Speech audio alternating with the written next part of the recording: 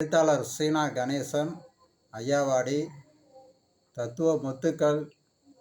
அமெரிக்க car company உரிமையாளராக இருந்த Henry board அவர்கள் 15 வயதில் காரை அசம்பிளி செய்யும் அளவுக்கு திறமை பெற்றிருந்தார். அதன் பிறகு கார் கம்பெனி தொழிற்சாலை உருவாக்கினார். அடிப்படையில் காருக்கு உபயோகப்படுத்தக்கூடிய பொருள் தரமானதாகவும் நீடித்த உழைப்பை கொடுக்கக்கூடியதாகவும் குறைவான லாபத்திலும் கடைசி வரை விற்பனை செய்தார்.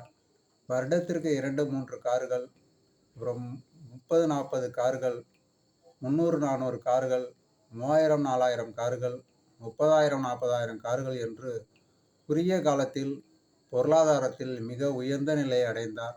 ஒரு நாட்டிற்கே கடன் கொடுக்கக்கூடிய அளவிற்கு உயர்ந்த நிலை அடைந்தார். அவர் ஒரு சிறந்த தர்மகர்த்தாகவும் இருந்தார். இதற்கு அடிப்படை காரணம், போர்டு கார் என்றால் அது தரமானவை என்று அவர் மக்கள் மனதில் ஆழமாக இடம் பிடித்திருந்ததுதான் முக்கிய காரணம்.